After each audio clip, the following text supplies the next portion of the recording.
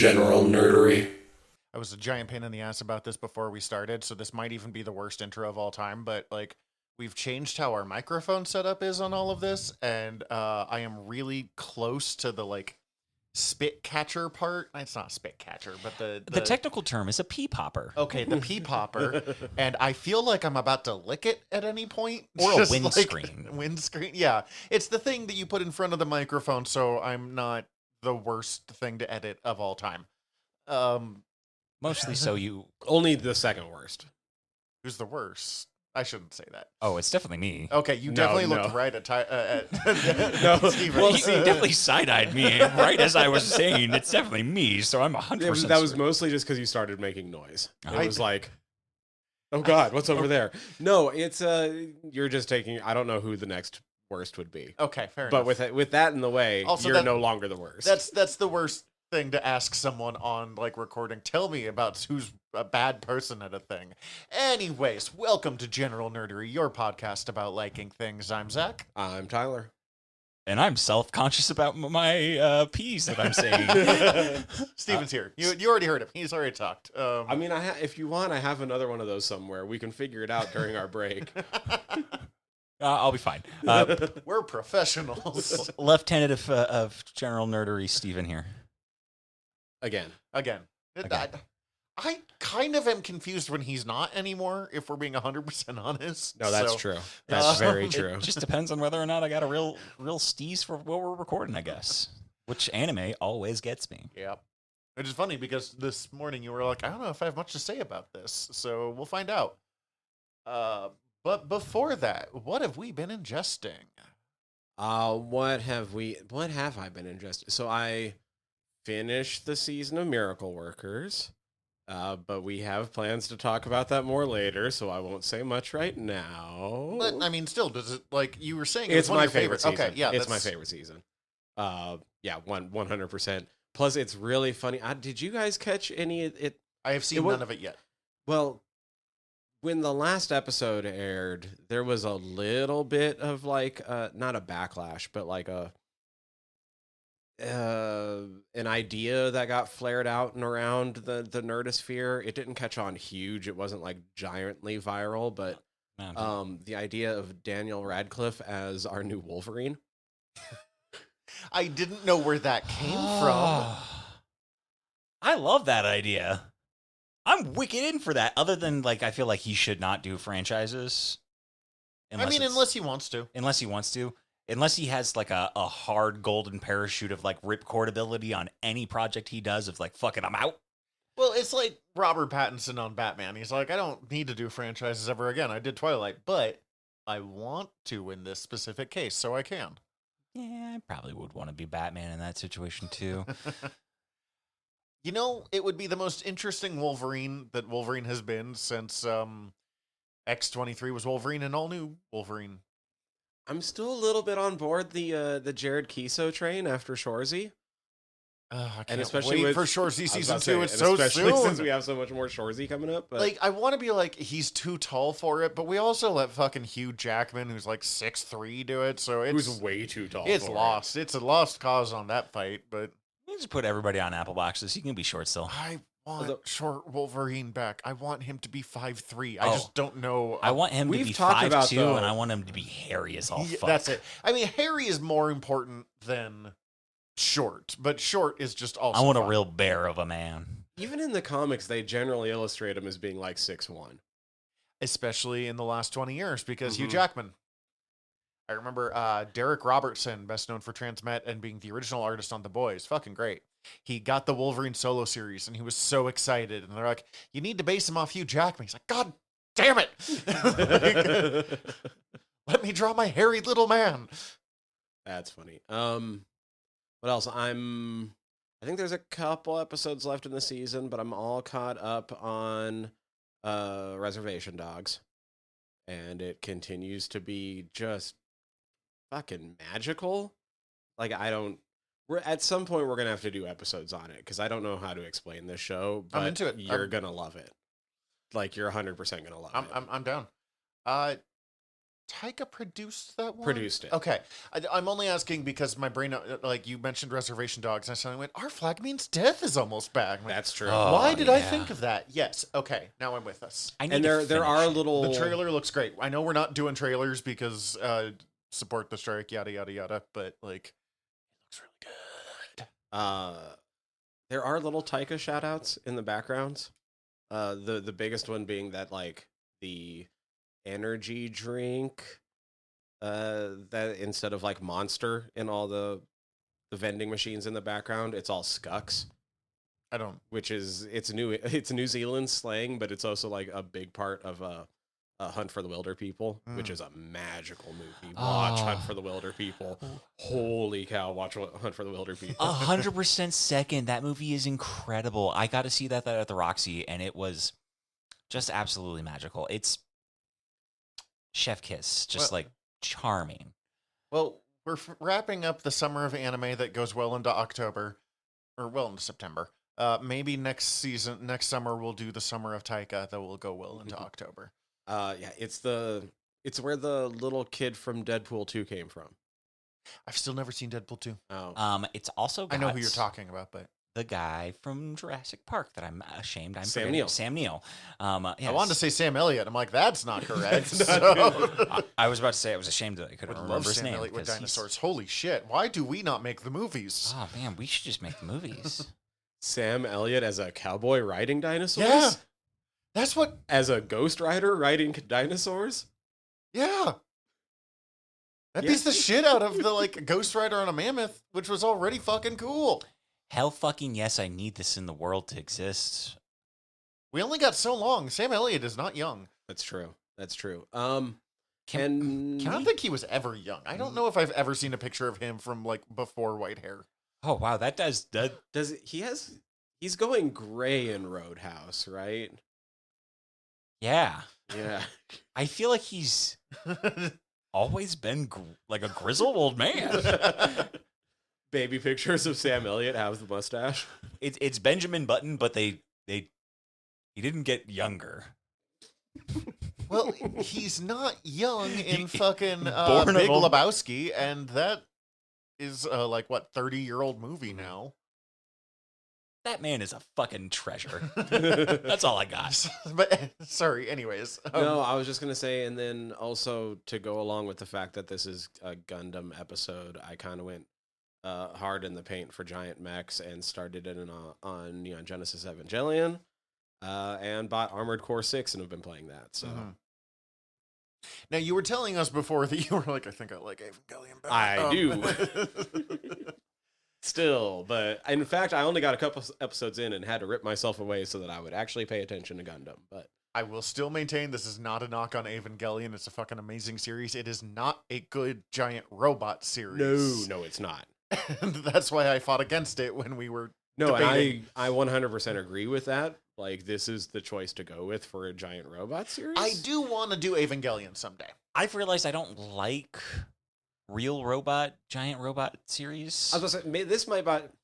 Gundam was the choice. Whether this one or not was the choice, we can get into later. I Well, like super we'll giant robot ones. talk about it. This is a thing that I've realized in personal preference after having watched this and looking back at the other mecha anime that I really enjoy. I was like, ooh, I like weird shit that's super robots, not real robots. Interestingly, considering everything you've just said, I don't know if I've ever been so willing to like fight you on a cause that I'm with. Of like the it's something purely of- personal preference. Oh, I know. I'm just usually like, give me the like fairy tale weird shit, and this one I'm like, Eight Domestium is a fucking masterpiece. But that is for after the break. Yes. I say as I'm the one that just started that, so if that's on me. Like, Don't get me wrong here. I will admit, my bad. But Armored Core. Armored Core is great. Like, I've been having a blast. This is my first Armored Core. But like, I don't know, ever since Elden Ring, I'm probably going to trust everything that FromSoft decides to drop. So I was like, why not? And it's more giant mechs, and I'm having a blast, and it's nowhere near as hard as their other games so far. I mean, I played Armored Core. My era of Armored Core is up before Armored Core 3. Now there is about 10 games in that era, so it's one of those series. Armored Core, Armored Arena, Armored Core Project Phantasma, Armored Core something something something, Armored Core 2. Armored Core 2. I think there is an Armored Core 2 something something something, like, and then 3, 4, and then like they eventually were like, all right, let's start doing it this way. But the whole thing is wild. That is old school video game stuff for me. Yeah, not for me. That's fair. That wasn't me, but it's me now. There was It looks sick. What we saw of you playing. There was a PlayStation. It wasn't PlayStation Magazine, but it was a PlayStation themed magazine. You know, back when those still existed, before the internet really took off. That had a section where people would mail in their Armored Core designs, and they would just put out like 6 a month that you could like watch and base off of. And fuck, I loved it so much. But that's been me. I take that back. I have one other thing. It's never just you always done have with you. one more thing. Well, I looked at Steven. This reminded me. Because... Have you been consuming me? No. I can leave if you guys need me to. Or... No, it's... Hold on a moment. Let's hear what he has to say. It's because it reminded me of Food Wars. And when I think of Food Wars, I think of you being here. So... I started in on the bear last night, and it's amazing. It's everything people have said it is. Oh gosh, I need the bear's pretty high on my list of shit that I should probably get to. Holy shit, it is much tenser than I thought it was going to be by some of the descriptions, but in not a bad way. And at the end of the day, it's still a show. It's gruff, but it's a show that's very much about people trying to make a dream come true and having to just hope really hard. Mm-hmm. It's fucking fantastic so far. I've heard it's also got some gloriously good food porn in it. Yes. And I feel like all that Food Wars we did just really set me up even more to really dig it. And the story is really neat. And like, it's like this young up-and-coming chef who was like the highlight of the food world goes back to work at his family's deli because like hot beef sandwich shop, greasy spoon place in Chicago, where because of a tragedy in his family and he has to take over the family business, and they are not doing well. Not at all. Not even close. And he's finding out even more of the debt that they're in. So, but he's also from like that high end. Yeah, he's world, from super high end where cooking. Where he's talking about dropping a couple grand on a chef knife type situation, probably coming home to a Chicago eatery. He has a brother in this, right? Who's his brother? Yeah, or it's his cousin. And it's, oh God, what's his name? Or do you know what he's from other than the show? He was in fucking Andor, wasn't he? Yes. Yeah, he's the dude that Andor ends up killing. This means nothing to you, I know, but yeah, it's that guy. Okay, yeah, I knew I had seen him somewhere. Let me take a look at this real quick. Someone I follow on Tumblr posts GIFs of it, and I have to like skirt through it real quick so I don't have it spoiled because I want to watch it. But I've seen that he's in it. I was like, ooh, he's in that? I love that guy. Ibn Mas Bachrach. He was David Lieberman in The Punisher. That's what I'm thinking of. He was Frederick the Bellboy in the Royal Tenenbaums. Really? Yeah. I have not seen the Royal Tenenbaums in a long time. I remember liking it. He was one of the guys in Stealth. You guys remember Stealth? I remember Stealth. That movie's terrible. Oh, is he one of the computer guys in that movie? It's the one, the AI stealth bomber that like decides it's Jessica Biel, Jamie Foxx, and the guy that I can't remember. Holy shit! His name, I forgot who the cast was on that. Is that Lucas Lee? Is his name? That's probably not it. But he's also in Sweet Home Alabama. He's the love protagonist in that movie. Love interest? Something like that. Doesn't matter. That's a wildly stupid fun movie. Yeah, no, he's fantastic. The show is amazing. It is. Josh Lucas, the person who I knew there Superman was back. Lucas in there somewhere. It's kind of Food Wars mixed with Ted Lasso minus all the fan service and add just like a lot more anxiety. It does Ooh. come up in a lot of like, you liked Ted Lasso, try the bear. It's weirdly true. Yeah. Not, yeah, Not that's in the what same way, but like also in kind of the same. It's in the same way that I saw a lot of those about Shorzy as well. Yeah, kind of the same. Like It's the not, anti-Ted but Lasso it is. Ted Lasso. Yeah, it's not, but it is. But it's not, but it is. Yeah, I need to figure out what that thing is because it is what I love about when I watch anime. There are certain things where I find that and it strikes that emotional chord that I don't know how to describe, but it's like Ted Lasso does it. Comey kind of did it for me at certain points, but there's certain things that it's just like Some of it's about relaxing. Some of it is about like people earnestly striving, I think, is really fulfilling. yeah, I think that's it.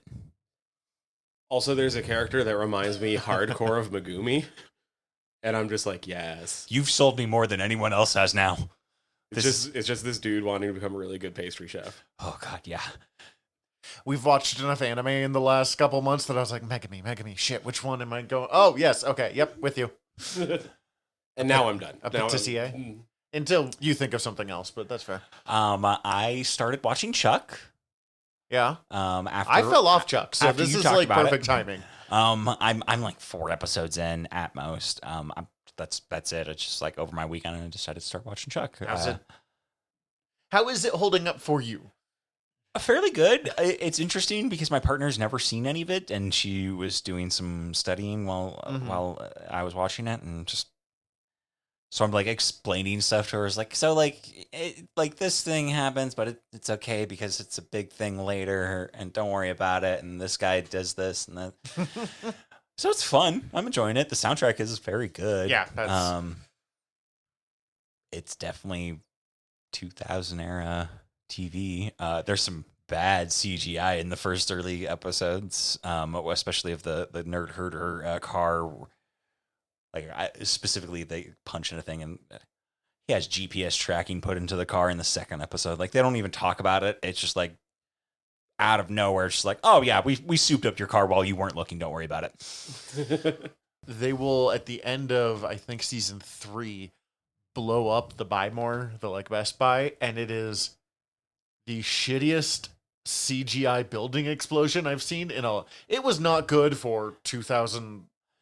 It wasn't good for 11 when or it whatever came out Yeah, for like- network television to be prime time network television to be putting out. It was very low quality. No, but I mean, that's not why you watch that Yeah, no, but show necessarily. it's fun. I'm enjoying it. I've also been watching Miracle Workers. I am in the middle of season 3. Just finished. I don't remember. Have you seen Oregon Trail before? I'm pretty sure I was on the Oregon Trail Okay. episode. Or You were not on one of them. I can I- just never remember which. I think I was on the Oregon Trail, or I was on one of them, and I was supposed to be on the Oregon Trail.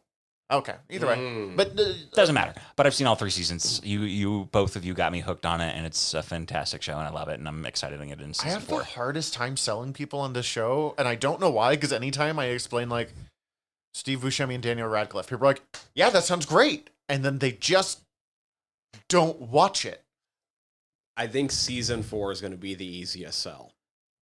Be like, you don't even have to watch the others. They're all anthologies anyway. In all honesty, the couple times I've sold it to people, I usually just curtail it specific to I just recommended Dark Ages to a couple of people at work because they're very much into D&D and fantasy stuff. Well, right and that's now. what got me into it. Like, I saw ads for season 2, and I had heard of it and went, oh, that's interesting, like, for the first season, and didn't watch it. Mm-hmm. And then went, oh, funny fantasy. I'm such a sucker for fantasy comedy. And it was in a conversation while someone was recommending Gallivant to me, which I still haven't watched. Ooh, Gallivant's fucking great. Which is what Carissa at work told me. And I then recommended Miracle Workers Season 2. yeah, it's such a fucking good show. And they're all so good in different ways. Mhm. So having only seen the first 3 seasons, I think the first season's concept is like the strongest and like the best concept of them. It is probably the most cohesively solid of all of them. Like Season 2 is my personal favorite of a concept and like writing wise.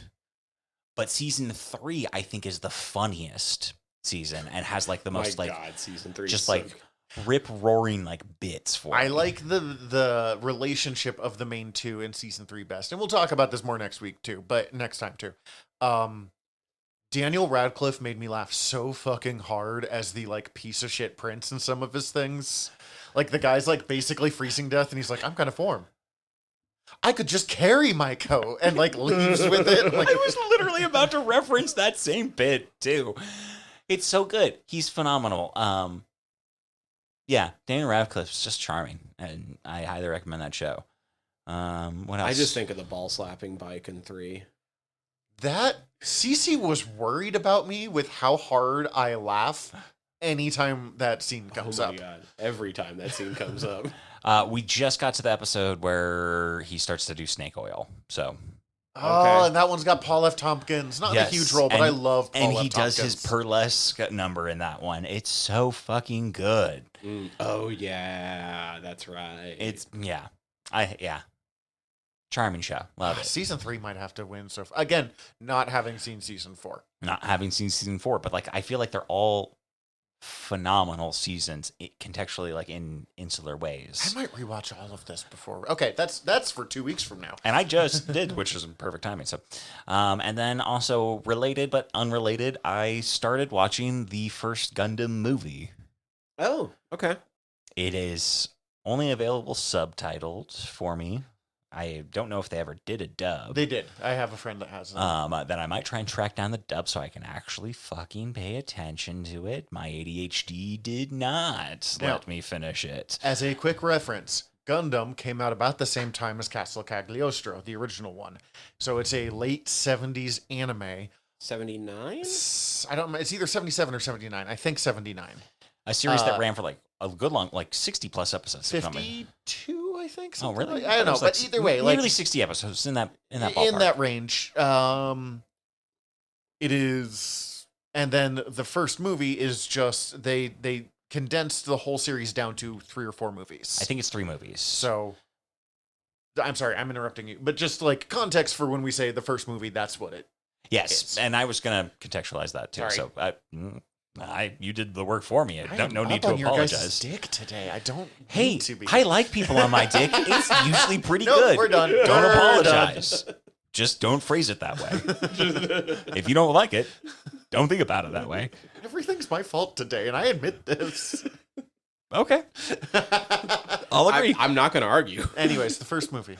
Yeah, no, I got about halfway through into it. It's super cool. Like, it's definitely in that same animation style that we have, like that era of like Lupin. Everything's so much rounder. Yeah, it's super soft, but also I very much like to see because we're going to talk about the more modern iteration of Gundam, the carry through of a lot of the designs.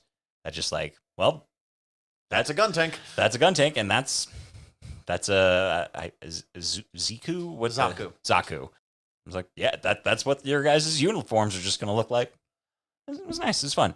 I didn't get a chance to finish it because of the ADHD issues with the dub sub Yeah, that's thing, fair. personal thing. So, I have problems with sub the same way.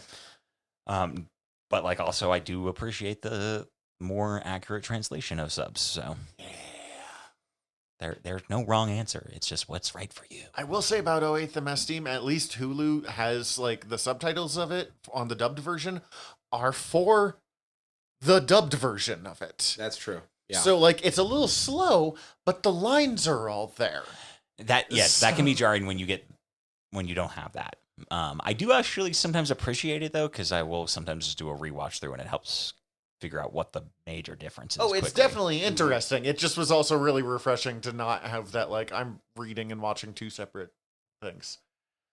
And then I also watched The Sweetest Thing for the first time. Romantic comedy from the 90s.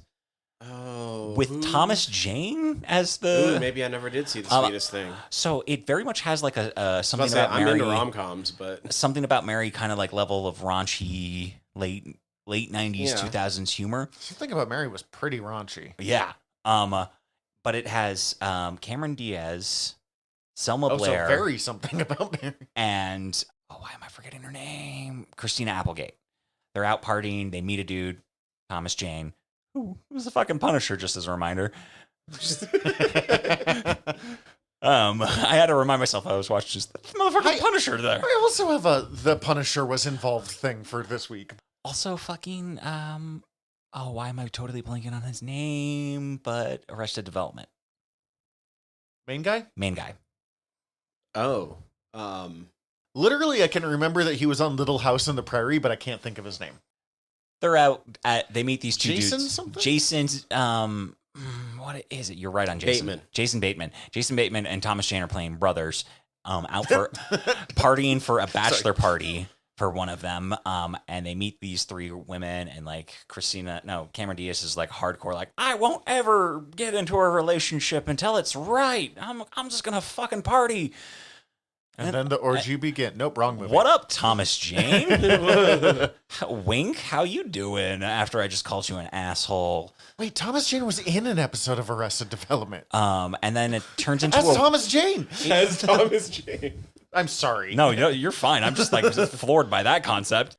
But then it turns into a road trip comedy of them trying to go to the wedding so she can meet Thomas Jane. Because she needs to be punished. She needs to be punished, yeah. But there's a whole bit about a glory hole that's super fucking uneducated about what an actual glory hole is. It's on the wall behind the toilet in this movie. Oh. How are you supposed to get to that? Exactly.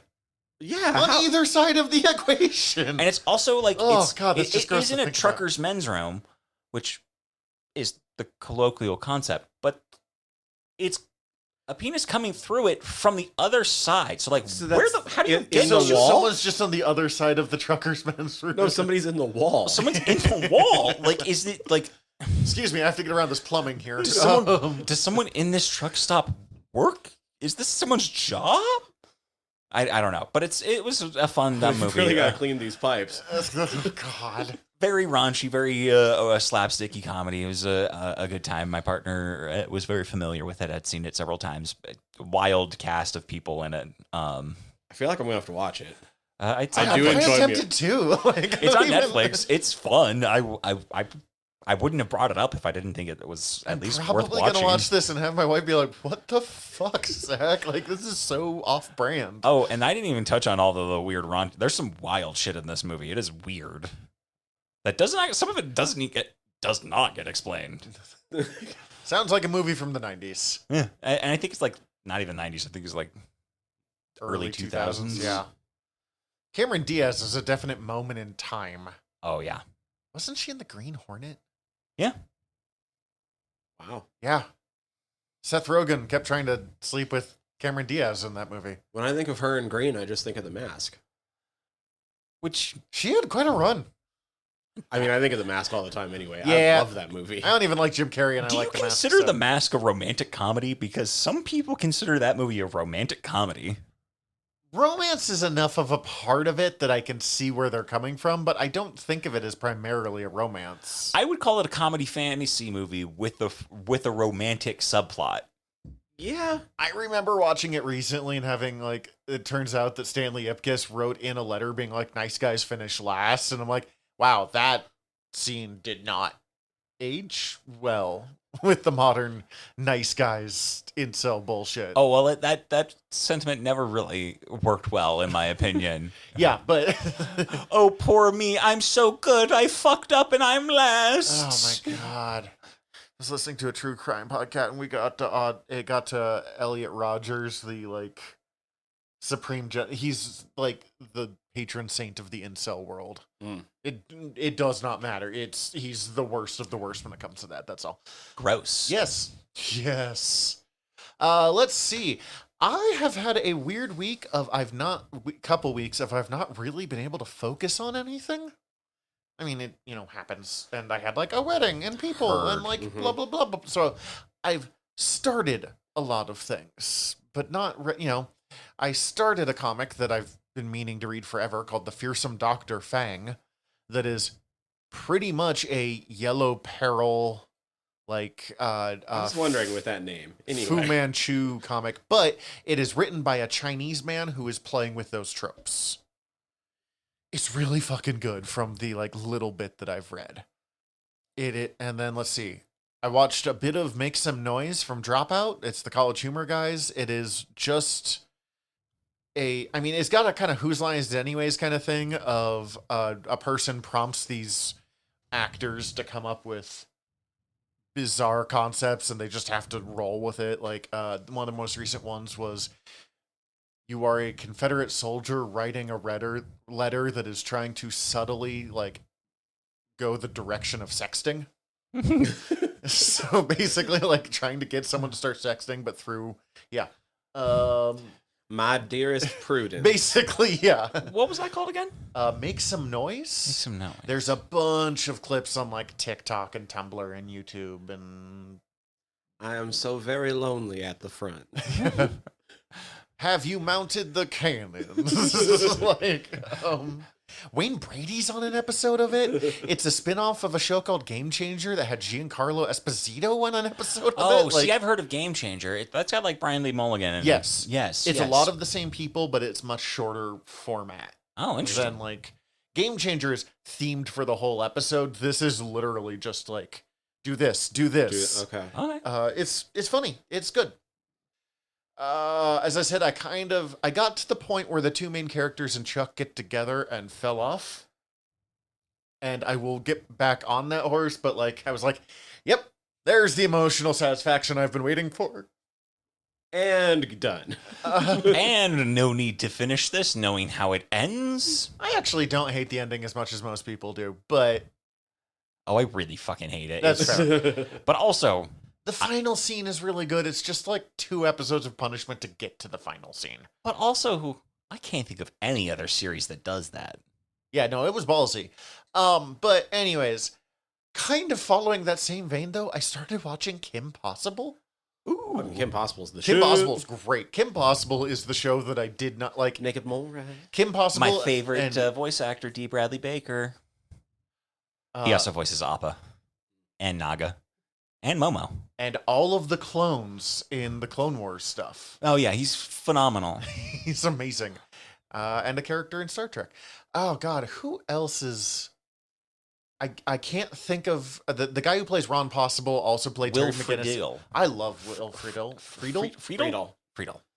I mean, believe it's Friedle. I even like him in Boy Meets World, and Boy Meets World is not good. It doesn't... But I have seen he's the good. entire run multiple times. I love Boy Meets Oh, World. I love it, but it doesn't hold up for me as an adult. Boy Meets World. Yes, but any scene with Will Friedle does. Yes. Because I love him. I haven't gotten very far. As I said, almost everything. The only thing that I've really like kept up with is Ahsoka, Which I still need to start in on. which remains fucking incredible. Cece and I are all about that. I mean, again, we're huge Rebels fans, so here we are. Also has a Punisher reference in it too, or not reference. A guy who plays a Dark Jedi played Punisher in Punisher Warzone. That's right, Ray Stevenson. Ray Stevenson, who's fucking phenomenal in anything he does, but in he's so interesting in Ahsoka. But also fucking Punisher Warzone legitimately fucking slaps. That movie is rad as shit. I don't like the Punisher, and I liked Punisher Warzone. Warzone and Dread are the 2 most comic accurate movies ever made. Yeah.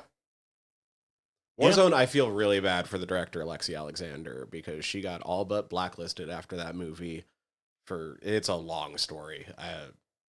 It's a lot of real horse shit, and Probably doesn't deserve it, because I mean, I didn't like it's not an amazing movie, but it did its job way better than the first fucking Punisher did.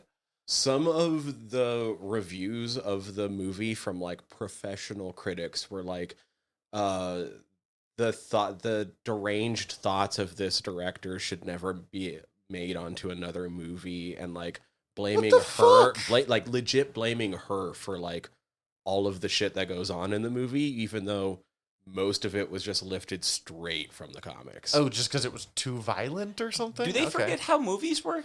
Yes. Oh yeah, this person directing it, that's, you know, just like telling people where to stand on the day. Yeah, they wrote it.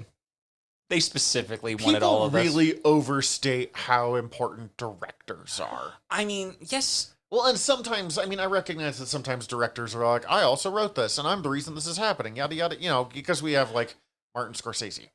Even auteur, like, fucking directors like Steven Soderbergh, who fucking writes and directs and edits, usually under pseudonyms for 2 of those 3 things, because he doesn't want all the credit.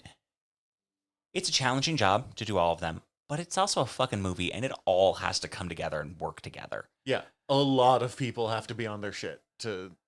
It is a challenging job to get the role out, to get a performance of what you're looking for out of an actor on the day, and to get them where they need to be to give that role, and to understand what you're looking for from a filmic perspective of weaving together a story and having it all in your head and knowing that this on the day is going to look right compared to what you have 3 days ago. So it's a challenge, but also at the same time, that's not what that fucking person's doing. They did not write this fucking movie. Right? Like, Yeah, it's wild. The story is actually really interesting and long. She's talked about it on multiple podcasts. And another person who's talked about it is Patton Oswalt goes hard in the paint for Punisher Warzone. Which is Oh, why of I course saw he this movie fucking for the would. first time. I feel like it got real hardcore, like dropped from like release after it came out. Like people, like I don't. it was also in a really weird period, because it came out before Iron Man. Yes. Like, I don't remember what year it was, but that or sounds correct. right around that. It was before, like, the Marvel Cinematic Universe as we know it did not exist They were yet. still trying to make a cinematic universe. They had made the Hulk. They had made the Thomas Jane movie, Punisher Yeah, movie. and everyone kind of thought superhero movies were dying. Because, I mean, the X-Men was the closest we'd gotten to a huge franchise, and... Did we have Spider-Man by? Oh, we would have had the first 3 Spider-Man things, Yeah. but, like...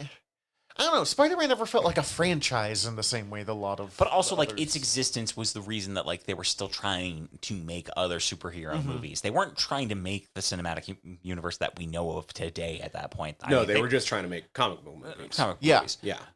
Really, when it comes to comic book movies, you have before Iron Man and after Iron Man. And it was one of the last superhero movies before Iron Man. Also, like, I think Dark Knight was coming out at the same time, too. Which Or at least also Batman changed, Begins had. kind of changed So, the whole like- game in a different direction for what DC was doing and what could be done for superhero movies. It just came out in a really strange period for superhero movies, which did not work in its favor. Yeah, so I didn't see it until after hearing Patton Oswalt go wicked hard in the paint for it, and I was like, oh well, Patton Oswalt has fucking really good taste in things. I like his taste in things. Yeah. I don't know if he has really good taste. I like his taste. Is what I'll say. And it's fucking fun. It's so good. So good.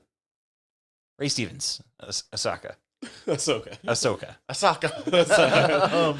No, Ray Stevens. I mean, he's had almost nothing to do so far. He's mostly been there to be like, I'm a mysterious Jedi that's fallen to the dark side. I'm like, yeah, you are. Like, Also, R.I.P. He did pass. yeah, no, Oh, yeah. Literally, the first episode is dedicated to our friend Ray. I was just like, oh no. And she's like, who is Ray? I'm like, it's the Jedi Dark Punisher guy. died. She's never fucking even heard of Punisher Warzone, I bet you. So, and then I started, and I've read it before, but I've never finished it, so I've been meaning to. The Jim Zub D&D comics has a lot of like Minsk and Boo and characters from like the earlier Baldur's Gate games, who I think at least appear in this one, which Baldur's Gate 3 coming out is what reminded me, because I don't have Baldur's Gate 3 or a way to play it. I was like, I'll read Too some. many good games coming out, and I don't have enough time in the day. Yeah, it sounds like The 3 benefit is I bangers don't came have out. anything to play them. 3 bangers came out in the space of like 2 weeks after a pretty dry year or so. And I think we're like a month away from the new Mortal Kombat. and you know how I go. Yeah, I was gonna say there's no promise of the quality of that one, but it is Mortal Kombat, so it'll be fun. I feel like with what I haven't been playing a lot of video games this year, but I feel like with what I've heard people talking about, it hasn't been like a bad year. It's been dry, like you say. Like it's been like fewer, but lots of really fucking bangers over the last It's year. basically it's also been mean, like- fewer until this month. Well, and just also Which is also kind of the yearly thing. Diablo. What is it? 4, the most recent one. Oh yeah. Diablo 4 kind of hit with a fizzle. Like it got a lot of attention for a week and then just disappeared. It hit big, and then some of the patches and nerfs really did a number on how the game actually plays. Oh, that sucks. Bummer. And then like, you know, I mean, Pokemon Scarlet and Violet was, I think, last year or early this year, but My I don't know what time is. Time doesn't exist anymore. it was last year because I was playing it on the plane in January. And but I was also thinking of like Elden Ring, which definitely came out last year. Elden Ring, but like Scarlet and Violet, I like those games, but they needed fucking work.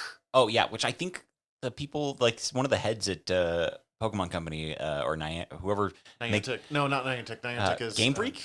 Whoever makes yes, the Game games, Freak. like the mainline games, has like they basically said, we're gonna slow down production a little bit on these games. But they're not gonna be putting them out every year. I love the number of like panicked game company heads who were like, Baldur's Gate 3 is so good that they're putting on reasonable expectations for game quality.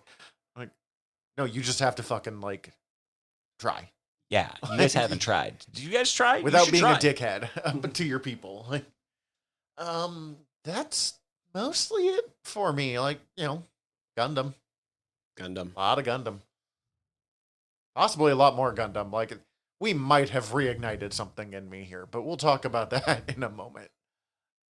Sounds like a good time for a break for me. Sweet.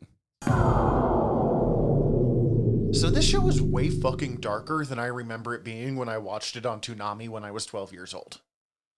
I don't know. It seems like a lot of the thing was during the daytime. Yeah, okay, perfect. Thank you so much. Did you adjust the settings on your TV? We are like weirdly aggressive this episode with each other. I'm not against it. I just okay, so I straight up bullied us into doing this show. Like, if we're being honest, we said we want to do giant robots. I automatically was like, we got to do Gundam for two reasons. One, when it comes to the giant robot genre, Gundam is the most influential. Yeah. There are 100%. Zords, there's Zoids, there's all sorts of great... Dude, Zoids would be such a fun... Not right now, but Zoids would be a great episode to do. I'd be there.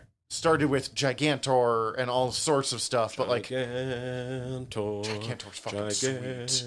Gigantor, But Gundam changed what you could do with giant robot stuff. And then I fought, and again, bullied us into doing 08th MS Team.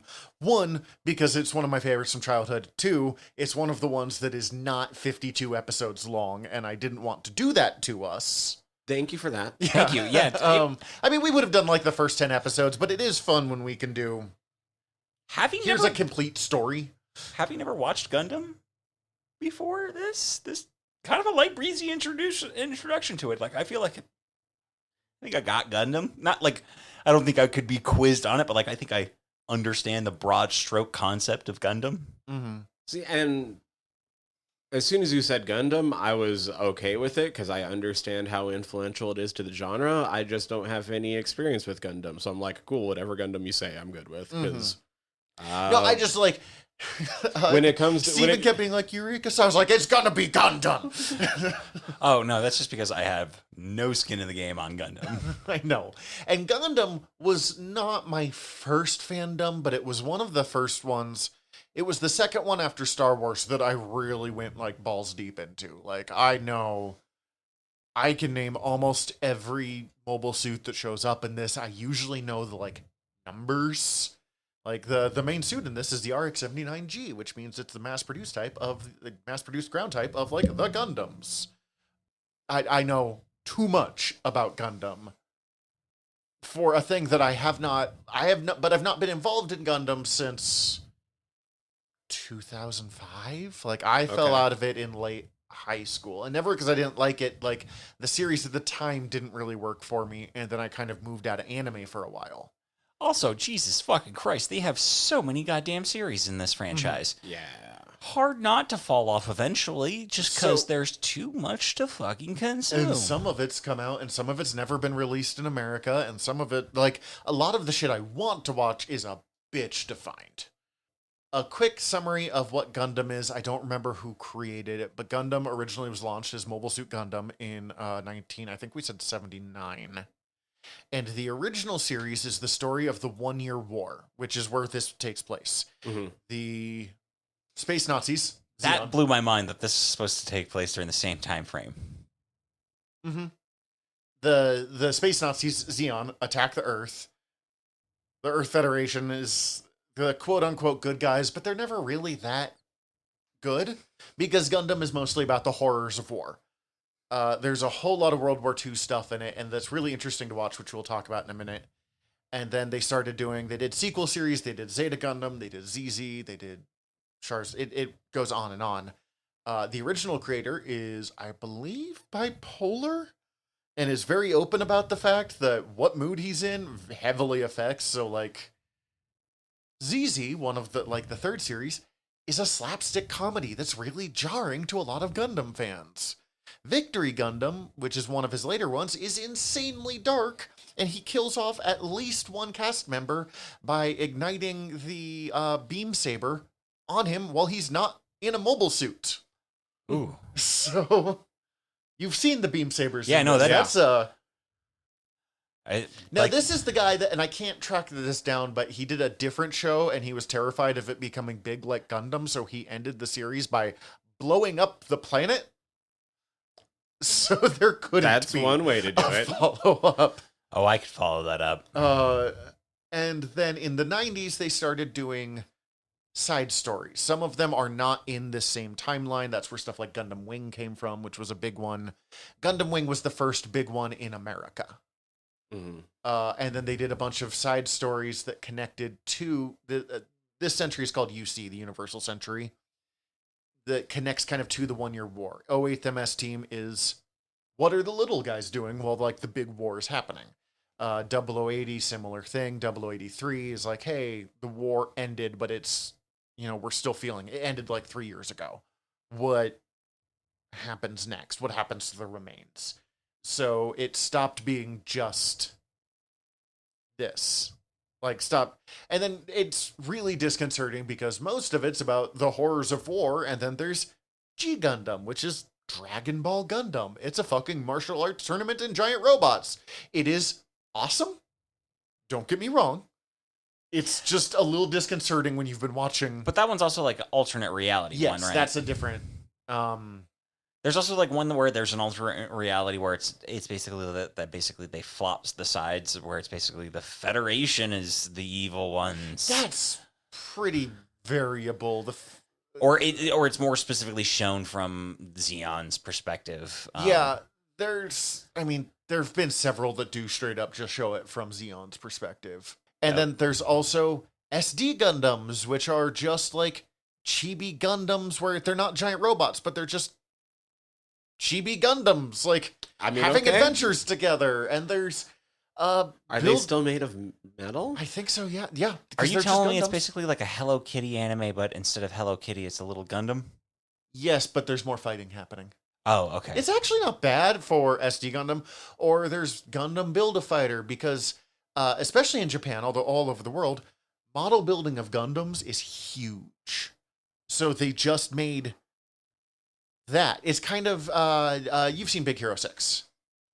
I haven't yet. Oh my god. Okay. Oh, my it's fun. god. You should watch it. It's Robot Somewhere Wars. between ours. It's Robot Wars, but with little Gundam figurines. Let's put it that way. Like it's Metabots, but with little mini Gundams. Okay. So the Gundam franchise has gone in wildly different ways, but the main series, Universal Century stuff, is mostly about darkness and sadness with big robot explosions happening. I like big robot explosions. I do occasionally like sadness. Especially when punctuated by big robot explosions. That's usually how I like it. I was surprised how much this actually held up for me. Not because, like, I knew it was good, but because I'm usually the person that wants more escapism in, like, of the three of us. That's 100% why I have issues with this, is that I like escapism too much. And this is not an escapism. I've been trying to formalize like my way of verbalizing how I feel about the show. Instead, it's I'm having a weird one with this one because on paper it's a bunch of things I should like, and I don't have many, if hardly any, complaints I could actually verbalize. But man, I had a fucking hard time paying attention, keep paying attention to this. For some reason, it just was not grabbing me. I also had a hard time with it. I feel like for me, it was that it felt like somewhat of an anthology, kind of like, or it felt like there was a large lapses in times between episodes that didn't feel like it was quite so sequential to me, that I felt like I was just like, well, this is just a one-off episode. So I then just kind of checked out at points. I did have to go back and like restart a couple episodes at points. Oh, I rewatched the first 4 episodes like 3 times because I just kept tuning out, and I still can't tell you why. Like, on paper, it's a bunch of shit I like. It's a bunch of stuff I like. I was gonna say, I can't figure it, because everything about it, I'm like, oh, this is shit Tyler. I mean, other than, like, I know neither of you are huge. I mean, none of us are big military guys, but like, yeah, that's the thing that generally will lose me, is the more realistic. I was a bit of a military guy when I was a kid. But that's fair. I think part of what makes 08th MS Team work for me is kind of why the Rogue Squadron books work for me, although it's not as, like, here's a Maverick unit out doing its own stuff, but, like, this is, I mean, they're not, like, they're a basic unit, but they are a lot more willing to kind of buck orders, which I think helps with it. Although those first few episodes, it is a much more traditional military story. And I think it kind of works. You have to have those few episodes of here's what military life is, here's what this group is, to make the anti-war message stick a little stronger, to like... See, and I also didn't feel much of an overall anti-war message at all in this. The whole thing felt weird to me, that, like, Shiro's conversion to trying to be more of a pacifist whenever he can be was based mostly on the power of boners. And everyone else, I mean, don't underestimate the power of boners. Fucking half this world's done half its shit because the power of boners. In all honesty, the power of the penis is really, or the premise of someone touching a boner can get a lot of fucking work done in some books. And I'm not saying it's not there, but it felt a lot. It didn't feel backed up by many or any almost of the other characters. They were all just like jonesing to follow Shiro after episode like 3. It's the humanize. I don't necessarily agree with what you're saying. It is definitely the power of the boner turned him into a pacifist. Which, I mean, how can you kill what gives you a boner? But and for teen boys, which is the prime demographic of this show, that's a fucking direct line of like, well, this makes sense. I get it. He got a boner.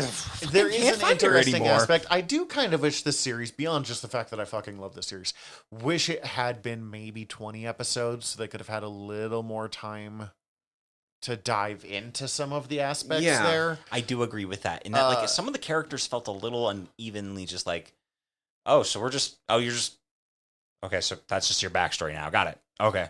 Just like thrown out at me. Like, Karen's character for me felt like wildly flowing back and forth. Like, early on in the series, she felt like she was really like a hard ass, just like the pseudo commander of this group, basically, despite, like, Shiro's the new guy. She's kind of the real commander. She's the real sergeant. She's I mean, she's not a sergeant, but she's the one that gets shit done. Yeah, she's the one who's going to take the charge and get the shit done that needs to get done.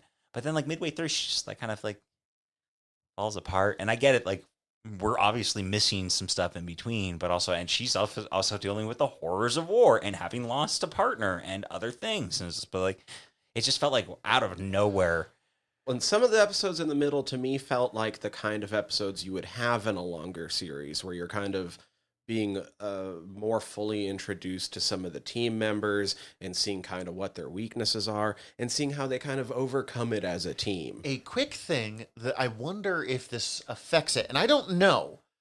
The original director of the series who directed the first 6 episodes was killed in a car crash That's right. after I he did finished read the about 6th that. episode. Oh, And the wow. series was paused for like 2 or 3 years while they recovered from it. Mhm. It ends with the Opsilas flying off with his Gundam attached. And then the next episode is what in high school we dubbed the Hot Springs episode.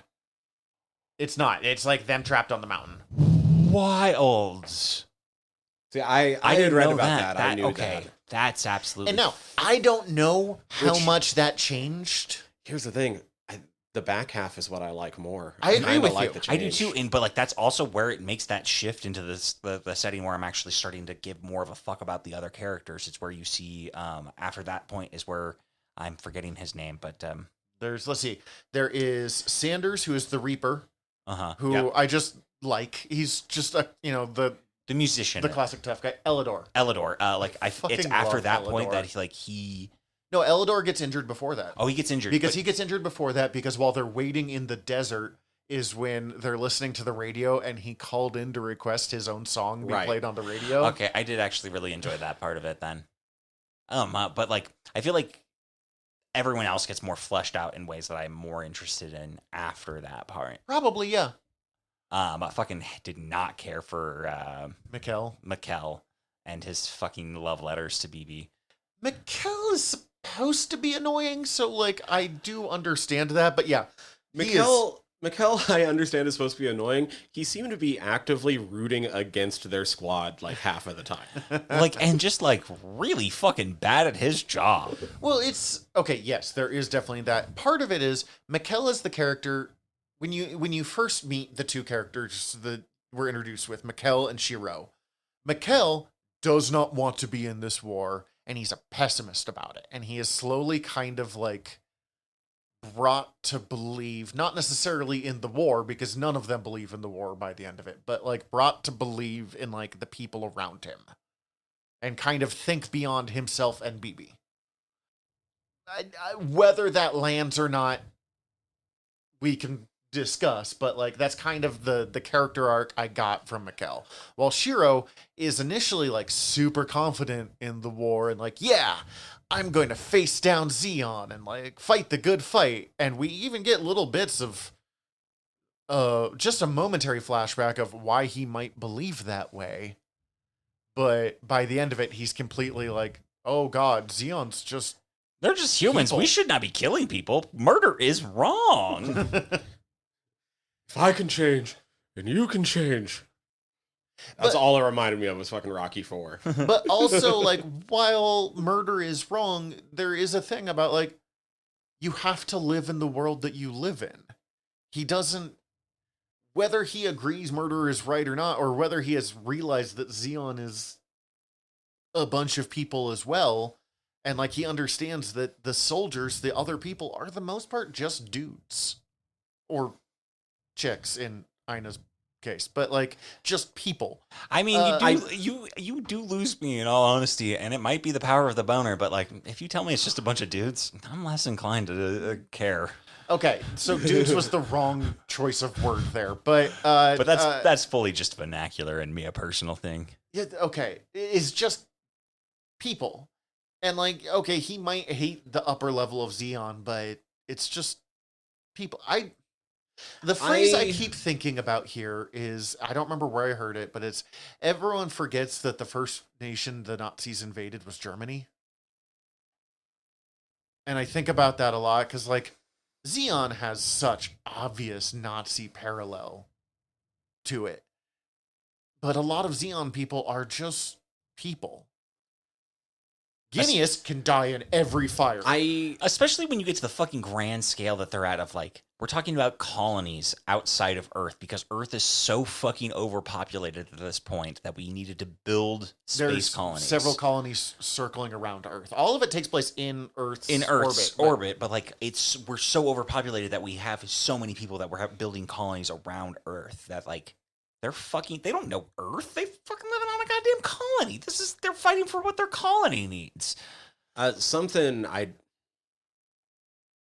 feel like this series did fail at a little bit was just some of the different world building. Like, as coming from someone with no Gundam background, they don't do anything to separate the factions. Okay. Or explain who anybody is. I actually thank you, because I did want to bring this up, because you mentioned that to me as well. Yeah, I did you were have to thrown go on this. like look up And stuff. I am curious.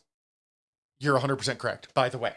I know I'm fighting everything you guys are saying, but you're not wrong on your shit.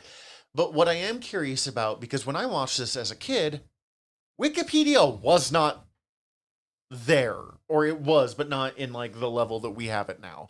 You know, a lot of this shit I was finding like technical manuals that I was buying. I was looking it up in An America magazine. Let's really date me.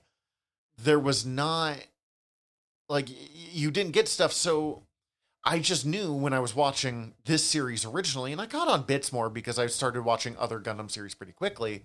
Like, oh, Z on one side, Federation on the other side. And I didn't worry about it. And I wonder if that's because I was a kid or just because there is a thing, and we've talked about this before. In the modern day, for good or ill, we require so much more immediate backstory and world building. Well, here's the only problem I have with how they did it was I think them not explaining too much between about the different factions actually works very heavily in like where Shiro's character goes. Mm-hmm. Because the whole point is we are just all people. Like we shouldn't be fighting each other. We're just fucking homies, like hanging out. Especially it's their fucking war. They're the ones having problems. Like, they can either come down here and deal with it themselves, but we shouldn't be dying over this. Yeah. I think that actually works really well, but at no point did they like also point out like, this is the reason why we say we're having a war. I also wonder if some of this is coming from I mean, in Japan, Gundam is so much bigger than in America. I wonder if some of that stuff was just kind of like, you're watching Gundam, of course you're going to But also like a sequel series really far down the line at this point. This is 95, original series 79. Mm-hmm. They have multiple series out beforehand. I feel like, technically speaking, as a standalone piece of media, it should do a good enough job of explaining the stakes for everybody involved that theoretically it doesn't need to spell it all out for me, but it does. I should understand. That's the antagonist. That's the protagonist. This is what the general feel is. I should get that. That's the thing. At some point, I should understand what their argument was for the war, Or whether or not it's valid or not. Okay. Yeah. Or even if they're intentionally obscuring that needs to be then understood that they're intentionally obscuring that. Like, or give me a reason to understand that necessarily. You don't need to tell me that, but like, I felt like I did end up having to like go read a couple of primers on Gundam to just better understand the universe. It's like, okay, so these people are fighting these people. This is the general setting. This is what's going on. I guess I would say the only argument, and it's kind of what you were saying with it, makes Shiro's point, is like, the whole point of this series is not about the larger war or the larger conflict, but kind of just the people stuck in this moment in the conflict. Like, there's a bit after the Obsolus blows up and after it's destroyed the base, he's like, guess the war is over. I'm like, this isn't even like... This is just some fucking Yahoo over on a side thing making his own doomsday machine. They're still like, we're talking about fucking colonies and planets. Yeah, there's this is the side story of a side story. This asshole's just off on his own steez doing who God knows what. Enough that he could just kill some people and get away with it. Not the end of the war. So, like, I guess I could argue the point where I see where they're going. But from, again, I'm having to remember that whether I'm current on Gundam or not, I used to be so deep in the world of Gundam that like it's just burned in my brain. So for me, Like a you lot know of this, exactly what's going on right now. yes, and I'm having to be like, oh shit, okay, like, and you know, I dived into shit when watching 8th MS Team. It's not like I watched it completely in a vacuum, but like also the world and the age that I was in. And man, there's a lot of shit that I did not necessarily like catch or find as interesting when I was 12 in middle school and watching this.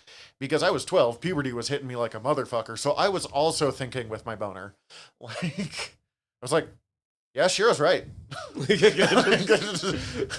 And like I still agree with Shiro, but from like a much deeper perspective. While back then I was like giant robots and Aina's naked. Like, let's do this. Like, Both things can be true. Yeah. also at the time I was like, Kiki, why are you? And now I'm like, oh, she's young. There's a big enough age difference. I will say the age difference in these are a little vague in most things. Yeah, that's the wild thing now that I actually think about it. How old is Shiro supposed to be versus like Kiki is like, I think Kiki. 18-ish. I think. And see, I was definitely getting like a 16, 17 It's kind of feel. possible. Shiro's So- probably like 21. The Gundam Wiki And I was guessing Shiro was supposed is to be like putting 18, 19. Shiro at 23. Okay, a little older. Weird. And then I was guessing like Karen and Ray, is it? Or who's the Reaper? Sanders. Sanders. I was guessing they're like in like 20. They're going to be about 29, 25, I bet you. Sanders 29. And what was the other one we were saying? Karen. Karen. Which I did laugh about every time she's like, call me Karen. And I'm like, well, that means something different today. 26. Okay. I do laugh. It's not as big in this one, but there's a lot of characters in Gundam who are like, I'm just an old fogey. And then, like, you look up their age and they're like 33 years old. Now, Like, now get fucked. I need to look up how old that the guy with the cowboy hat is. The old. Oh, he's probably older, but he's like 12. And I do understand that a lot of these characters that are like the older characters, they're pilots. You don't pilot into a war zone nearly as much when you're like over 30, just because it's harder on the body. But Key they're putting at 17. okay, Okay, so yeah, that definitely would be uncomfortable for me if I were 23 and a 17-year-old was hitting on me. Yeah. It was like, oh, I'm out. Don't ever see me again, child. You're cool. We can be friends, but also Nope, can't be friends. I have teenagers that I consider at least friendly.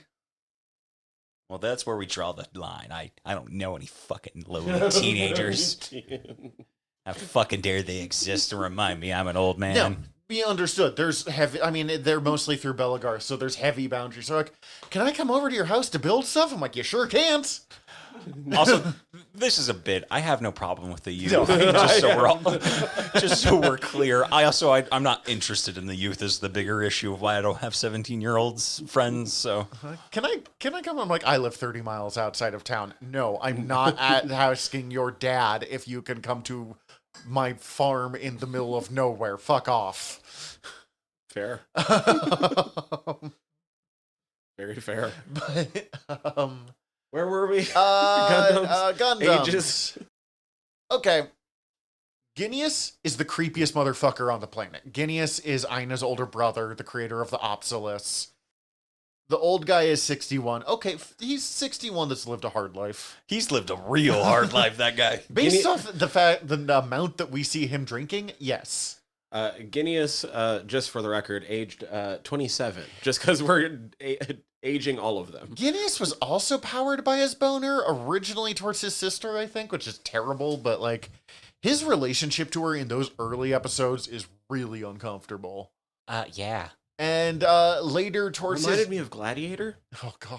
Still haven't seen it. Probably won't ever. It's worth seeing, but I yeah, the love Mad Emperor Gladiator. wanted to fuck his sister. And then later on, Gineas straight up wanted to have sex with his murder robot.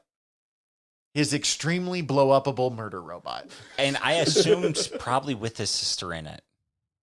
I don't know. Like, once he stops taking them pills, his not caring about his sister seems to cease. And that was a thread line that also kind of like I missed the plot on of like what's wrong with that guy? Yeah. Never gets explained. Yeah. He's just fucked up. I also watched it and didn't necessarily. The dude is. He's just a fucked up little freak. Unbalanced at best. Got it.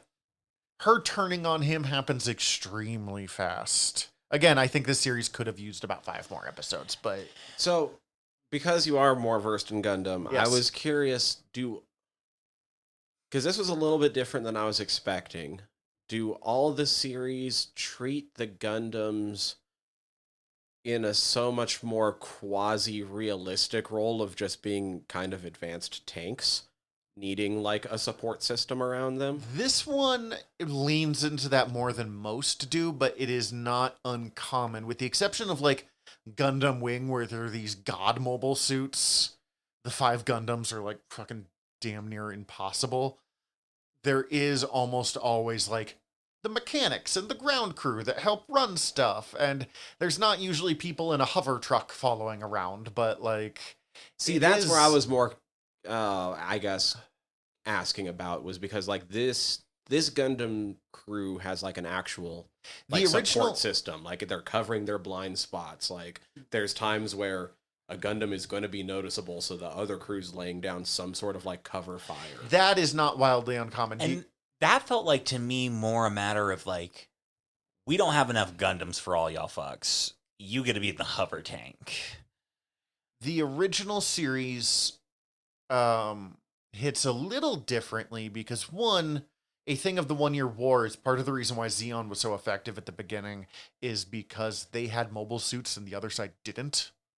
Mm. So they just, came in Blitzkrieg style. There's so many World War. When we were talking about this, I was like, it's Gundam Vietnam. No, it's Gundam. It's World War II Pacific Front.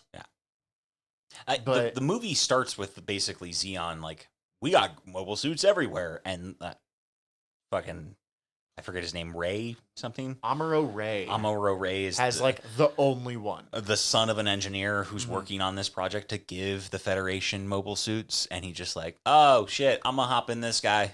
And he's got the idea is there's this ship, the White Base is what it's called, that is trying to get to Earth with the Gundam to help kind of turn the war around, get more mobile suits It's out the there. only This is- prototype. and left. it is Copy this and we're good to go. yeah, and it's the fucking God suit. Like compared to anything that the Gundams can do here, the RX-78 is so much better. Yeah, like it's got all the bells and whistles. It's made of all the good stuff. This is the mass-produced version of that. And then this is kind of the story of like, all right, we've started mass-producing these. We're really holding the line better than we were before. Let's look at what those people are. There was always, the Gundam almost never launches alone. There's people there. There's the bridge crew of the White Base are a huge part of it. The mechanics are a huge part of it. And it's a little different because a lot of the crew of the White Base are survivors of a colony that got blown up. It's got kind of They're basically like refugees who just like, oh well, we don't have time to drop you off back at your colony. You are now just fucking crew for us. yeah, and we don't have enough crew and you don't have anywhere to go, so I guess you're crew now. Strap in, folks. Learn to do a fucking Gundam thing. Yeah. Your crew, you work on the Gundam, and you're gonna be flight crew, I guess. You get to work the turrets. But, okay, I also rewatched Power Rangers Once and Future, or Once and Only, or whatever the fuck. Whatever it's called, yeah. The Once and Future Ranger. Yeah. Once Ranger, always Ranger, I don't know. So, like, it's definitely not that, like, they've summoned the giant robot, and now we're cool. Like, it's like, this is the real world, except the giant robot is now somewhere between tank and aircraft. Because I guess, in my giant mech fandom, I come from more of the, like, how they're used in, like, Super Sentai series, or even, like, I don't know, like, Mech Warrior was some of my, like, And- formative PC gaming And when I experiences. say Gundam changed the genre, that's really what I mean by It adding a level created of realism. that, quote, real robot, like, subgenre of the giant robots. I mean, before that, they were really all super robots. they were Gigantor. Yeah.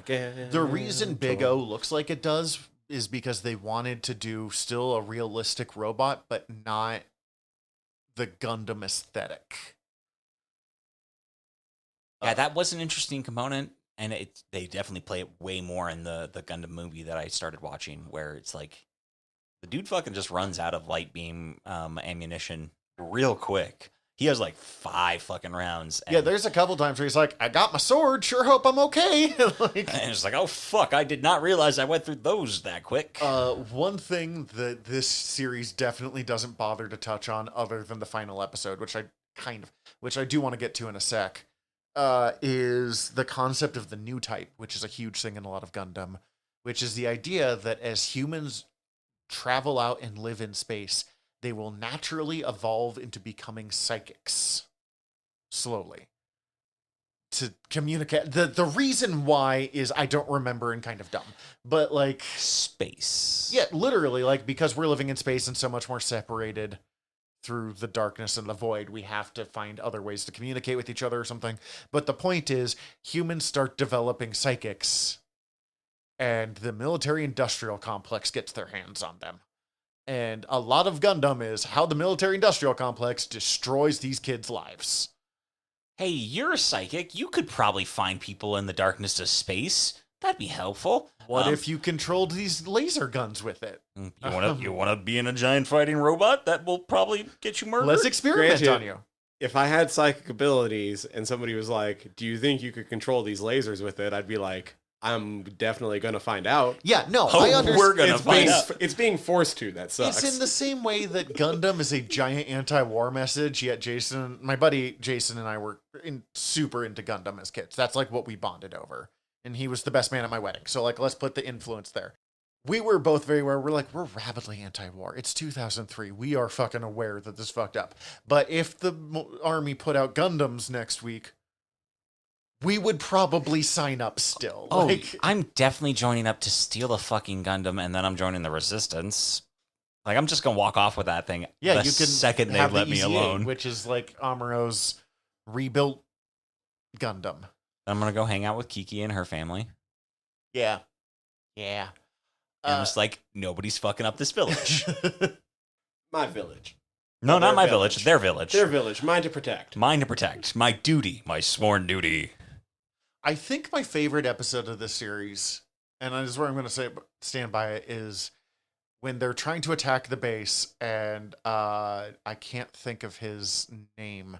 The ace pilot that's like a father to Aina, Norris, Yeah. leaves in, I know it's the Goof, like that's what it's called. You guys are going to go, the blue mobile suit. And he has his fight with Shiro. I'm going to say, hands down, my favorite giant robot fight of all time. That, and whether you agree, that is No, it's so, a high quality giant robot. it's so beautifully it's top scripted. tier. It's top tier. And like the moment that they're like, because we spent this whole time going, oh, he must be good. We've seen bits of it. You know, he did okay in his much shittier Zaku that he was using. And like, he's clearly like the number 2 guy. But then the moment he actually starts going through the process of like taking out the tanks, and you're like, oh, fuck. This dude's so cool. He's so good at it. Oh, shit. I didn't even think you could do that. It's the like putting the grapple through the top of the roof so he'll fall, but only so far. Right. So like That the was shot dope. after him was missing, and I was like, "Oh fuck!" I was in the same place that And then- Shiro was. Like, And then the first, Oh, like, no. thanks for the exit. And I was like, you motherfucker. Ah. Yeah, no, that was pretty rad. That was rad. I like the whole back half. Everything in the back half's good. And Yeah. nothing's bad.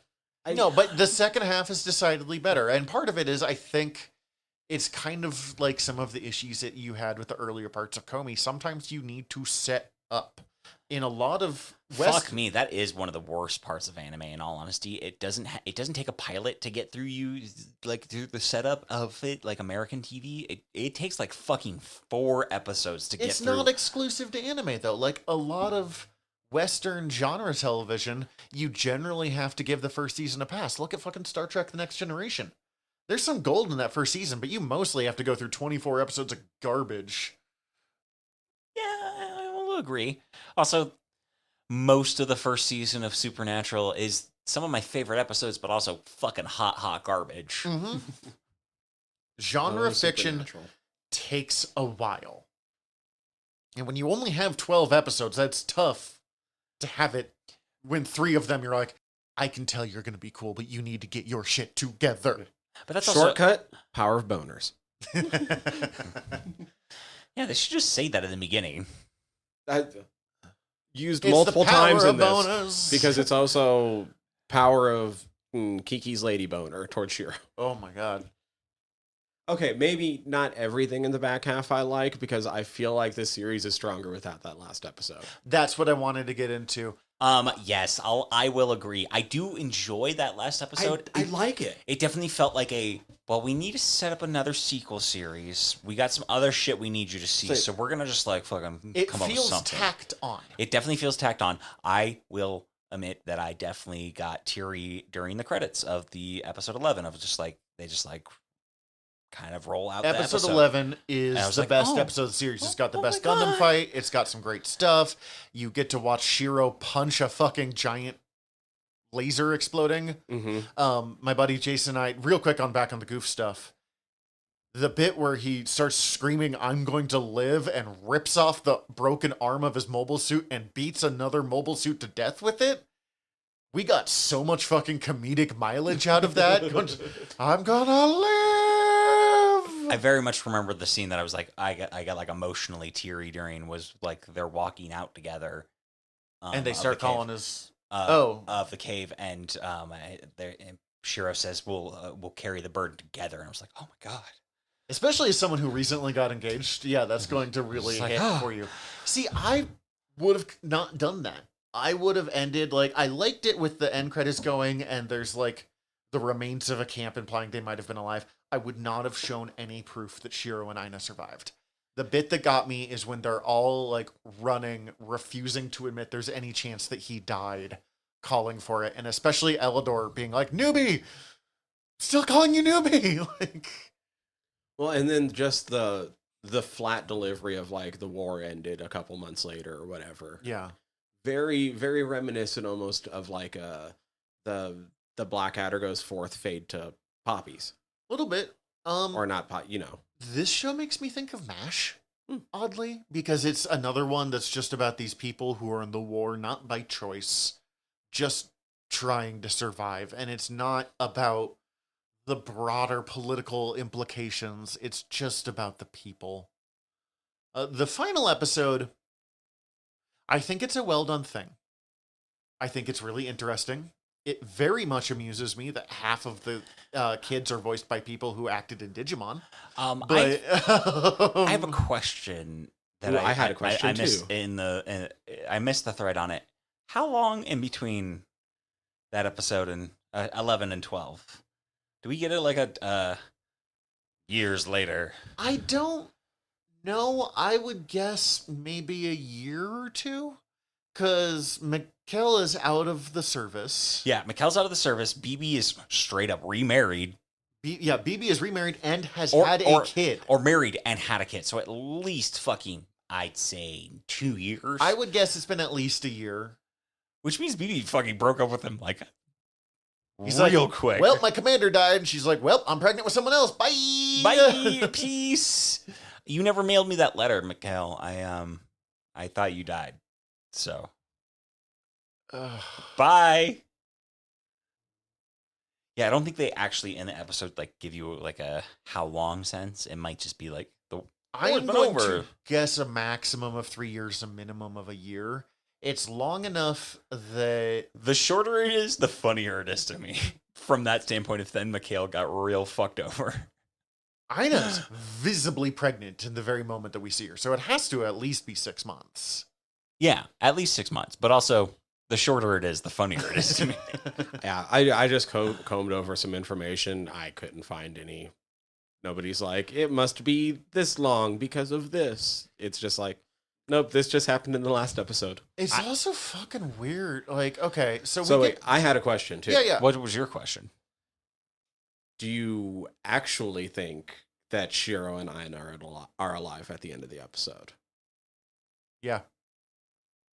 What reason do you have to think it's fake? So the existence of the children beforehand was already called into question, and then when you actually get to that scene, they don't actually interact with them nor say anything to them. They look like Shiro looks at him, looks like he's about to say something, and then doesn't. Yeah, but like, And the entire thing before was already Mikhail called runs into up question. and like interacts with him, doesn't he? Doesn't They don't interact actually with him. touch? He Okay. drops to his knees before he actually No, gets there. Kiki drops to her knees. No, but Mikhail also drops to his knees before he actually gets to Shiro. They Interesting. don't actually interact with each other. Weird. I think Shiro is. I don't think they make that fucking episode and not have them be alive. Or like, I don't think they get to that point and not have them be there. And like, show that and not have them actually be alive. It would feel weird to do that. And then it's like, but they were ghosts. They just did that with the kids beforehand. Yeah, but okay, That's where the prime kids is are priming clearly- the pump, and then are they or are they not? Fuck, I might never rewatch this last episode now that I'm thinking about it. I think the kids are real. The kids are definitely new types. I mean, I know from other series that Xeon was taking new type kids and experimenting on them. And the whole fucking creepy children of the corn, like, they live on in us. Our spirits are one. Our minds are one. And Cece's like, "Oh, okay." And I'm like, that's super literal. That's like, You don't realize how literal this is. And they're like, oh, maybe they're never here. I'm like, no, they're just fucking creepy new types. That's just how they They're roll. just creepy little fucking psychic kids. They're all fucking weird. We were having moments before that of like, okay, they definitely, like, Shiro and Aina could have maybe taken these kids with them to their cabin.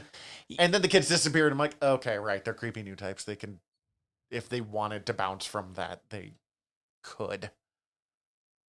But also, like, it seemed like they were pretty pot committed to just like being with them. Why did they not take them? Why did they not go? And if they didn't go, then why the fuck did they tell these people about this information? Yeah, I have lots more questions now that I actually think about this. The final episode. Also, I'm going to point out that I think part of the way that episode plays out the way it does is Japan loves their ghost stories. Japan does love their ghost stories. Part of the way the thing of that episode, I think it does help build the, like, this is really just about the average person sucked into the war, whether they want it or not. And that everyone in the war, everyone on the ground is just someone doing their best to survive. But it doesn't actually build the character of anyone at all, other than maybe finding out that Mikkel is going to not be with BB anymore, which, thank fucking Christ. And maybe not be as worthless.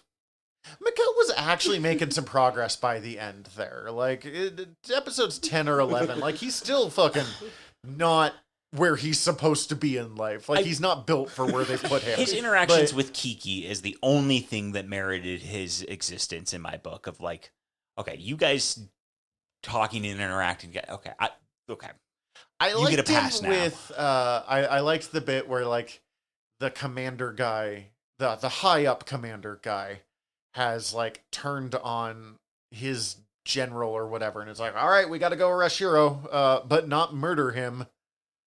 Fucking, you fired on a hospital ship. What the fuck is wrong with you? And he's like, I think that's really cool. And the kid's just like, shut up, kid. He's just supposed to be the kid, and that's really what it is. And unfortunately, it's really annoying because Why is that a fucking thing in anime? It's so fucking annoying to me. This is my biggest complaint about Eureka 7, just to get off this anime onto a different mecha anime. The main character, Renton, is just a little shit of a fucking child. He's constantly just a little fucking prick of a bitch.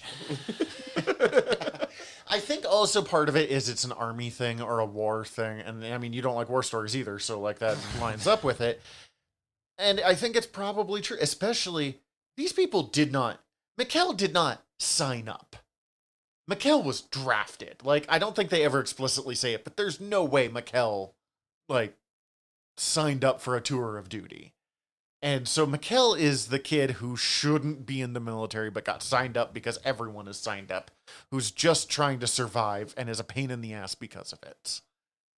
And see, I fully didn't get that at certain points. It felt like they were trying to set him up to be like also like a Gundam pilot that just like for some reason, this little bitch, he gets to be in the hover tank. Well, they have him pilot a Gundam at one point because in the desert episode, because Right. he's so fucking traumatized from being tortured with Elidor and then watching Elidor get shot to shit. Like the episode before fucked Mikkel up. Yeah. And actually that made me a little more, because I remember watching that episode as a kid being like, I fucking hate this character. And then watching him here and being like, oh, you have so much PTSD right now. I hated you before. Now I You're still annoying, don't get me wrong. You're still annoying, but I can't be mad at you anymore because I know the horrors you've gone through. At least past this point. I'm still going to hold everything before this. Oh, against especially you. that first episode. He's such a little... Yeah, such a little bitch. I keep using this There's phrasing nothing- and I don't okay, love it, but a also little the bitch only is way one thing. He's a cynical little bitch, which is the most annoying. Oh, there's no way he lived. Can we just get moving? yeah, guys? that's the like, oh my Yeah, god. Shut yeah, and then like, oh, I'm sorry, thought removed or whatever. He says a fucking very particular phrasing of it. I think that is part of I withdraw my comment. Or Yeah, something like that along those lines. Which is basically like, I know I fucked up, sorry. oh, I just said what you did. We're too embarrassed to say. Go fuck yourself. Yeah, I didn't like him in the first episode. He was probably my least favorite character throughout the whole series, but that's not important. Oh, Actually, no, I really did not care for the brother. I can't remember his name. I Guineas. didn't Guineas. care You're not for... supposed to. Yeah, but he's my... Also fucking wild that he's like, all right, you guys helped me build the Obsolescence. Now I'm going to poison you all, and then I'm going to fucking blow you up with a grenade. I'm sorry, I interrupted you. The grenade is... No, I really didn't care for Elidor until the episode where he requested his own song, and that entire episode sort of just like brought him together for me, and I was like, no, you're cool. I was dig like, you. oh, you're that guy. Now I understand you. Yeah, Elidor, I think, is the one that makes me think most of MASH. Yeah. Because I could see him hanging out with Hawkeye. Yeah. Oh, I do want to mention the very fun realization that I don't remember any of the character names, but I just had the realization like, oh, this guy, that's Cosmo from Fairly Odd Parents. He's one of the Xeon higher ups who gets just like He's the murked. general that like doesn't believe in sleeves and tore him off his uniform. Yeah, he's constantly wearing a sleeveless uniform and also constantly has like the top 3 buttons undone. And I was like, oh, that's that guy. He does the voice of Cosmo on Fairly Odd Parents. He's also the janitor in Ned something Survival Guide, Declassified. which I watched way too much of. It's wild that I kind of like him, even though when you first meet him, he's like creepy womanizer, but it doesn't take long that you're like, oh no, you're just... Oh, you're a big picture guy. You realize this is just an absolute horseshit that this guy... He's on a fucking glory project for trying to build some cool and Gundam. he does believe in the cause, but he also believes in keeping his people alive to see the cause, which is Exactly. he's the only commander who is like that in this entire show. Yeah, like he's like, none of this matters what you're doing here with this bullshit, like research and development of a fancy ass Gundam. We already have death machines. Let's just go kill each other. We're gonna get that done, and then we're just gonna get back to this is wasted effort. There's a kind of MacArthur element to him, but circled through what Japan thought was cool in the 90s. I see that. It's interesting with the World War II elements, because I watch this from an American aspect. I'm so used to American views on World War II. We're the good guys. Nazis are the bad guys. And obviously Nazis are bad. And Xeon is not quite Nazis, but there's a definite Nazi theme to it, especially because it's Nazis took over a real group, which has a bit of a Stalin, Karl Marx aspect to it too. But like both sides are bad, but the Federation is slightly less bad. I wonder if it's because, I don't know, Japan, I'm so fascinated by Japan's view of World War II, because it was at least as a traumatic event for them as it was for us, but in such a different way, because when World War II ended, America was able to be like, we're heroes. And like for the most part, like beyond Hawaii, we didn't see a lot of fucking actual war on our continent. But Japan, the government that had been running in some form for centuries is done. The Nazis were their allies, but also like were definitively bad. World War II is so much more gray from Japan's point of view, and I'm so fascinated by that. Yeah, that's actually an interesting standpoint of. It's much less of a like Medal of Honor first person shooter like hero video game view of it. Yeah, I don't have anything to add to that. I'm sorry. No, I'm just thinking about that. It's a very good thought. I haven't actually considered that component of it. War's bad. War's bad. But I don't know, like the way Gundam looks at it is so much more Mm-hmm. nuanced. I definitely think that it's inherently important to tell stories about war and like the atrocities of it so that you can better understand it and understand that like, hey, fucking war's bad. I've seen enough military movies and enough fucking things that was like, oh, hey, yeah, no. We should not be wanting to kill people. If you want I know you said Gundam's not really a thing. If you want something that does have a war is bad, but with a less of a like heavy militarized setup, Gundam Wing might be more your speed. It does have some more of the like God Power Gundams mowing down huge numbers of enemies. Yeah. It does have kind of a commentary on the dangers of drone warfare, but like years before drone warfare really started, because they start having mobile suits that aren't piloted, that are computer piloted. Oh, interesting. And the characters don't have that whole support system. They're just like 5 teenagers with attitude who all kind of hate each other, recruited and like kind of Are forced. they color coded? No. Damn. They are kind of like forced to work together, even though they're definitely like not wanting to be a team. And there's interesting shifting alliances. There is a strange like.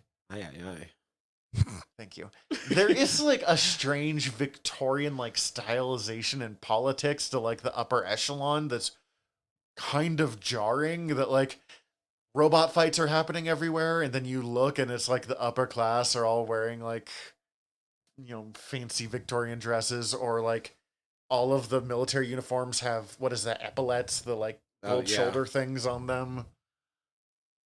It's fucking weird, but I actually do enjoy it. I did enjoy this overall. I don't know why it didn't grab my attention. Yeah, what happens? With the caveats of like, I'm not a person who like, I don't gravitate towards things that are examining war, and especially the more realistic, which like that's weird to say with this, and that it feels like it's more grounded of like, we're actually examining the horrors of war, which made it feel more grounded to me. They took the like, all right, it's giant robots, but we're going to put what would that be in the real world in a much more of a way that I appreciate. That's a thing that I never care for really personally, or ever seek out personally. With that said, I thought this was a fucking great anime. I thought it was fucking rad. There's some really cool fight sequences. The animation itself is gorgeous. I know. Yes, thank you. This is my favorite era of anime, I think, animation-wise. And not like, okay, we talked about Komi. Komi's fucking gorgeous. Food Wars does some gorgeous stuff on it. But this is the kind of the end of the hand-drawn animation era. And they were so fucking good at it at that point. In the same era, this comes out. Cowboy Bebop comes out. The original Trigun comes out. Like, it's just banger after banger after banger. Also DBZ, which I don't care for as much. But, like, I respect it for what it is. It's there. It exists. People love it. I watched it after school. I do think I would not have been as, like, I know I came in, like, defensive about this series, and part of it is this is 2 times in a row that I've kind of swung and missed with, like, I think Tyler will like this. And you're like, it's fine. I'm like, fuck. I enjoy this. I know. I enjoyed Komi, and I enjoyed this more than Komi. No, I just like. And also, just to update everybody on that same front, I watched Komi season 2. I really enjoyed it, and I think I recommend it to Tyler as a thing that a soft recommendation of knowing where he landed on season 1. I think you might enjoy season 2 more. Cece and I definitely watched season 2, and after I told her that was your, like, there's no stakes. Anytime anything happens, Cece was like, what does Tyler mean there are no stakes? He has to give a chocolate away. And then we watched this, which was fucking culture shock of the two. He gives her a candy. On Valentine's Day. On White Day. That's right, that's on White Day. Dude. She calls his name semi-loudly. Okay, we're done. Luckily, next time we're going into something that if someone's not going to be into it, it'll be Steven or I, and also we know we're all going to be into it because it's fucking Miracle Workers. Yeah, season 4. Dude, I can't wait for you guys to see season 4.